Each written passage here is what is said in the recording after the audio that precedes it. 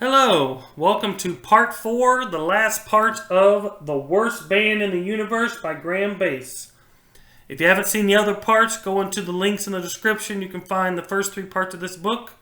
It's a fairly long book, that's why I had to divide it up into 4 different parts.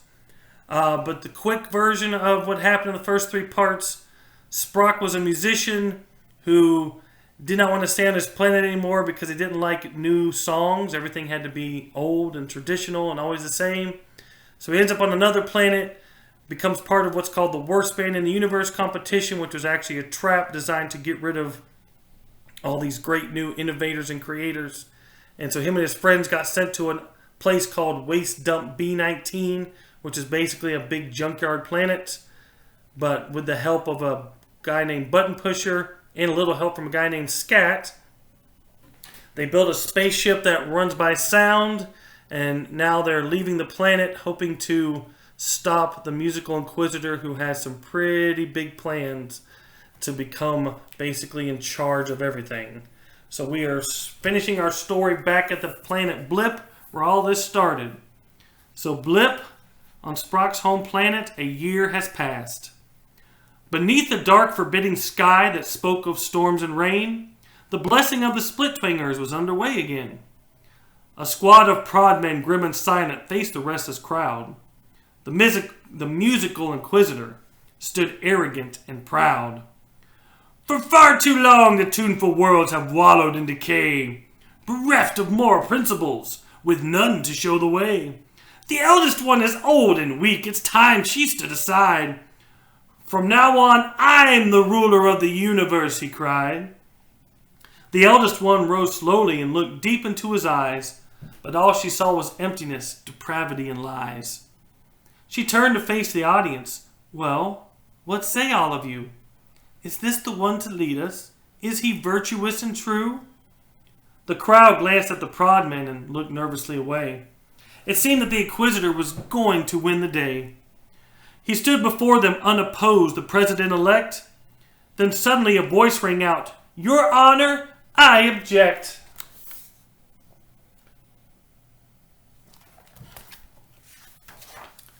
The musical inquisitor looked sharply down the aisle. Sprock stood there with his split-twanger and answered with a smile. "Hello again, remember me? You've met my friends before. It seems we are just in time to settle an old score. I exercise my ancient right in keeping with tradition.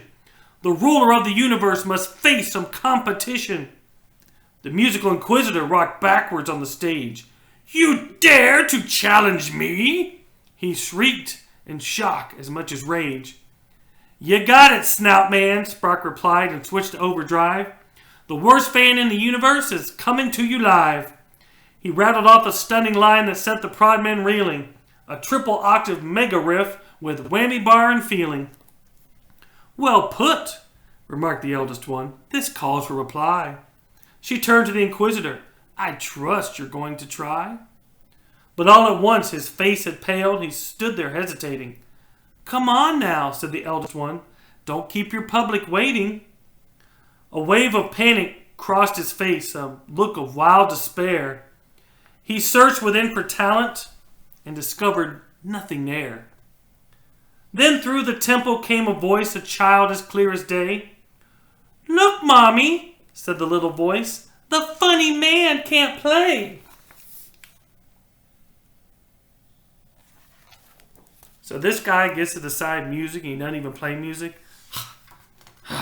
Shame. The people saw the child was right. He couldn't play a chord. The musical inquisitor was nothing but a fraud. He stood there in his impotence, their laughter in his ears, and deep inside a madness grew that drowned out all the jeers. "Go on and laugh," he snarled at them. "Go on and have your fun. For soon you'll know the sound of fear. This show has just begun. You've made a fatal error, Sprock. You've got me all annoyed. If I can't rule the tuneful worlds, then they shall be destroyed." He pressed a secret button on his built-in microphone, and suddenly his spaceship took a life all of its own. It reared above their heads, a diabolical machine, the biggest hi-fi system that the world had ever seen. A lightning bolt lit up the sky. He held aloft a tape and thrust it into his split twanger. The crowd tried to escape, but instantly there came a noise that shook them to the bone. A numbing flood of drivel, random access digidrone. The people staggered in the aisles, some fell upon the ground. So mindless was the music, so monotonous the sound. Sprock tried to play his split twanger, but soon was overcome. He slumped against the speaker stacks, his mind and fingers numb.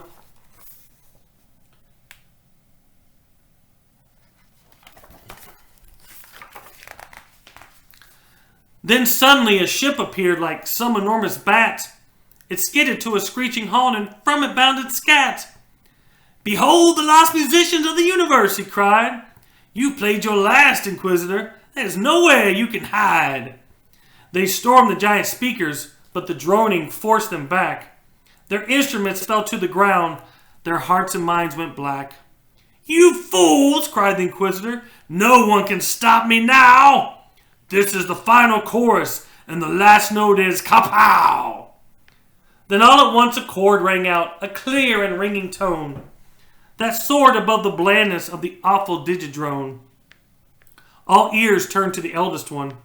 Her split twanger had spoken. The darkness seemed to clear away. The evil spell was broken. "Arise," she cried, "the hour has come. Together we must fight. Let ancient song and innovation finally unite." The crowd took up their instruments and rallied to the call. The lost musicians, Blippians, united, one and all. Sprock played his trusty split twanger, the throttle open wide. The worst bands in the universe all meshing by his side.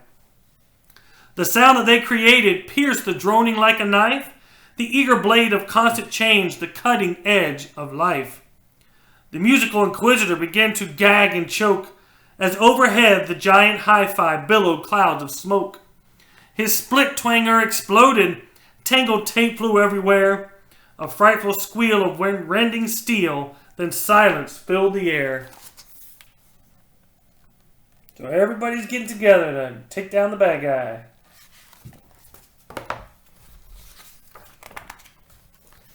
The temple lay in ruins.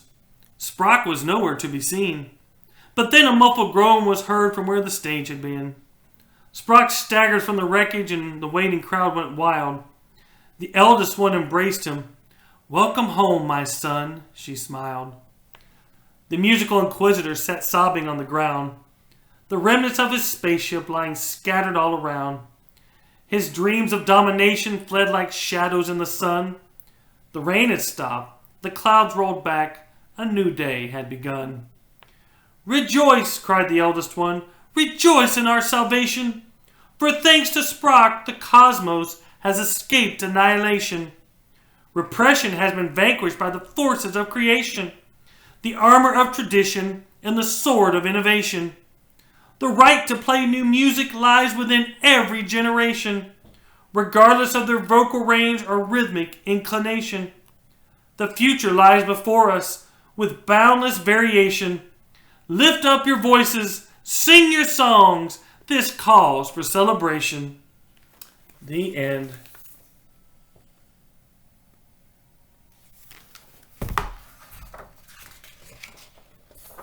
And then there's the Inquisitor's guitar all mushed up on the ground there. What's interesting is if you actually purchase this book, in the back, there's actually a CD that comes with it called the Worst Band in the Universe CD. And even the colors match. And it's got all sorts of songs that are supposed to be at the competition. So you've got all these different bands, like The Mesh, which is supposed to be Sprock's band. There's a group called the Omnivores. And it's all written by Graeme Bass. He does all the music and stuff as well. So there you go. Thank you for listening to the story, Worst Band in the Universe by Graeme Bass, Part 4. Check my links in the description to get to the other parts. Thank you.